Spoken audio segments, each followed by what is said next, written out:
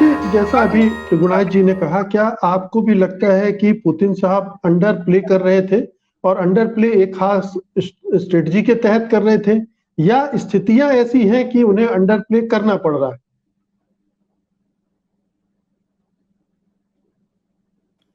देखिए, एक तो मैं ये नहीं मानता कि वो अंडर प्ले कर रहे थे। अगर बॉडी लैंग्वेज को देखें तो थोड़ा-सा गुस्सा ज़रूर था उनके तेवर में, लेकिन कोई बहुत हौसला भी नहीं था। एक जीता हुआ नेता जिस हौसले के साथ पूरी दुनिया को एड्रेस करना चाहे, वो मुझे नहीं दिखाई दिया उनके चेहरे पे। तो उनका चेहरा बहुत कुछ कह रहा था। उनके शब्द जो भी कह रहे हैं, वो एक अलग बात है। अगर वो चाहते भी अंडर प्ले करना या ओवर प्ले करना, तो इस वक्त ओवर प्ले नहीं कर सकते, क्योंकि पूरा मीडिया एक तो वेस्ट का वहां है, और मीडिया के साथ साथ हम लोग ये भूल जाते हैं कि जो राहत एजेंसियां हैं वो अब चप्पे चप्पे पर हैं। आप मीडिया को झूठ भी मान लें, बढ़ा चढ़ाकर कहा हुआ या पक्षपातपूर्ण भी मान लें, तब भी जो राहत एजेंसियां हैं, वो तो काम कर रही हैं ना। और वो भी वही कह रही हैं जो लगभग लगभग मीडिया कह रहा है। रूस के मीडिया की बात छोड़ दीजिए, उसका बिल्कुल वो कंट्रोल में है, और वो चाहते हैं जो कह रहा है। तो एक तो ये बात है कि वो चाह करके भी बहुत ब्रवाडो के साथ, इसलिए मारियापुल की जीत तक उन्होंने जो है वो क्लेम नहीं की, क्योंकि नहीं कर सकते। इस वक्त मारियापुल भी पूरी तरह उनके कंट्रोल में नहीं है। एक शहर को आपने तहस-नहस कर दिया, खाक में मिला दिया, इसके बावजूद आप जैसे खरसेन में तो कर सकते हैं वो। खरसोन में उन्होंने कहा कि खरसोन हमारे कंट्रोल में, खरसोन का नाम लिया उन्होंने। अच्छा, मैं इस बात से भी सहमत नहीं हूँ कि वो ओडेसा पर कुछ नहीं करना चाहते, क्योंकि ओडेसा का उन्होंने नाम लिया। उस घटना का भी नाम लिया जहाँ 65 रूसी जलाकर मार मार दिए गए थे। लेकिन वो उस वक़्त की बात थी जब डोनबास में 2 हिस्सों में इनके लोग घुसे हुए थे, उस पे कब्ज़ा करके उनको पृथक इन्होंने जो है राष्ट्र घोषित कर दिया था, एक तरह से रिपब्लिक। तो ऐसे में, और क्राइमिया में पर आप कब्जा कर चुके थे, तो ऐसे में दूसरी तरफ से कुछ न कुछ तो हमले होंगे, और वो हमला हुआ था।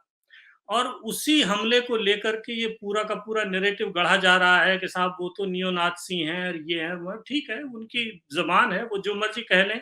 जो यूक्रेन की तरफ से लड़ने वाले हैं, वो सारे उनको नियो नाज़ी दिखाई दे रहे हैं, तो अच्छी बात है। तो कुल मिलाकर के उनकी रणनीति क्या है, इस वक़्त वो खुद विश्वास के साथ कहने की स्थिति में नहीं है। उन्होंने डॉनबास का नाम लिया, ये क्लियर है कि डॉनबास पर वो कब्ज़ा करना चाहते हैं। पहले डॉनबास के जो है 1 तिहाई 2 हिस्सों पे कब्ज़ा था, अब पूरे डॉनबास पे कब्ज़ा कर लेंगे, जो मुश्किल नहीं दिखता, टाइम लगेगा उसमें। मारियुपोल पर भी कब्जा हो जाएगा, थोड़े दिन लगेंगे अभी भी। लेकिन इसके साथ-साथ ओडेसा इसलिए उनके लिए महत्वपूर्ण है, एक तो त्रिगुणाय जी ने खुद ही कहा वो उसको लैंडलॉक बनाना चाहते हैं। लैंडलॉक बनाने का सबसे बड़ा उद्देश्य ये है कि जितने भी हथियार आएँगे पश्चिम से, उनका उनमें जो भारी हथियार होंगे वो समुद्र के रास्ते आएँगे। और समुद्र का रास्ता अगर आप बंद नहीं करेंगे, तो इस लड़ाई को जितना भी आप जीतना चाहते हैं, जीत नहीं सकते हैं।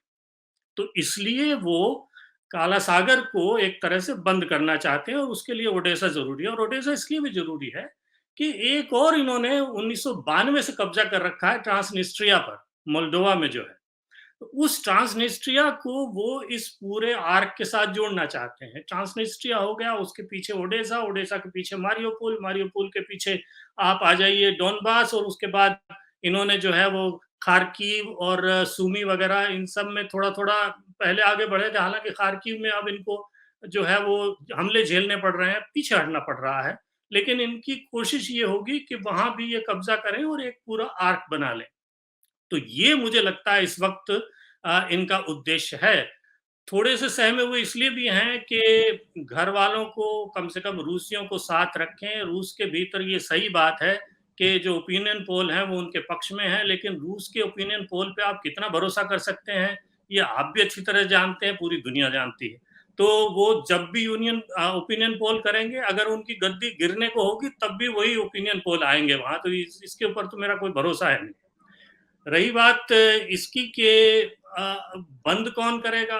अब बंद तो देखें, अमेरिका के पास और नेटो के पास अब तो और कोई रास्ता है नहीं सिवाय इसके कि जब तक लड़ने को यूक्रेन के लोग तैयार हैं, तब तक वो ये तो नहीं कह सकते कि हम आपकी मदद नहीं करेंगे, इसलिए वो मदद तो करेंगे। और जब तक वो मदद करेंगे तब तक पूरी तरह जीत नहीं सकते यूक्रेन को। इसलिए यूक्रेन का नाम नहीं लिया इस बार। जब मातृभूमि की चर्चा कर रहे थे तो मातृभूमि में डॉनबास का नाम आया, मातृभूमि में खरसोन का नाम आया, मातृभूमि में 1-2 जगहों के और नाम आए, पूरे यूक्रेन का नाम नहीं आया, कीव का नाम ही नहीं लिया उन्होंने। तो कुल मिलाकर के वो ये समझ गए हैं कि इतना आसान नहीं है, इतना आगे नहीं बढ़ा जाएगा, उनकी भी सीमाएँ हैं। और वो सीमाएँ परेड के साइज़ में भी नज़र आईं, फ्लाई पास्ट कैंसल कर दिया गया, उसमें भी नज़र आईं। तो इसमें तमाम तरह की चीज़ें आप पढ़ सकते हैं। तो कुल जी, मिलाकर के मुझे एक सहमा हुआ और गुस्से वाला नेता नज़र आया, जिसके अंदर छटपटाहट तो है, लेकिन उसके जी, अंदर ऐसा हौसला नहीं है जिसके बलबूते पे वो रूस के लोगों को भी ये आश्वासन दिला सके कि मैं विजय हासिल कर लूँगा। क्यों? जी, क्योंकि यूक्रेन के लोग हार मानने को तैयार नहीं हैं। क्योंकि यूक्रेन के लोग हार मानने को तैयार नहीं हैं, पश्चिम के पास विकल्प नहीं है इसके सिवा कि उनकी जैसे भी वो मदद बने, मदद कर सके। पश्चिम पे चोट पड़ रही है, आर्थिक चोट पड़ रही है, हम सब अ, भुगत रहे हैं यहाँ रहते हुए भी। लेकिन जी, एक बात मार्के की है कि यहाँ के लोगों में जितनी एकजुटता है, यहाँ जिस तरह से आर्थिक मार पड़ी है, उसको लेके मतभेद पैदा हो जाते हैं, सरकारों के खिलाफ लोग बोलने लगते हैं। लेकिन जहाँ तक रूस का मामला है, अब कोई भी यूरोप का आदमी ये मानने को, ये स्वीकार करने को, यहाँ तक कि हंगरी के लोग भी ये स्वीकार करने को तैयार नहीं है कि यहाँ यूक्रेन में रूस का कब्जा होने दिया जाए। क्योंकि अगर यूक्रेन में रूस का कब्जा हो जाता है, तो संयुक्त राष्ट्र के इतिहास के 75 साल बाद ये पहले ऐसी मिसाल होगी कि दूसरे देश पे किसी दूसरे देश ने परमानेंटली कब्जा कर लिया और उसको अपना बना लिया। ये नहीं होने दिया जा सकता। ये पूरी जी, दुनिया के लिए बहुत खतरनाक संदेश है। जी। न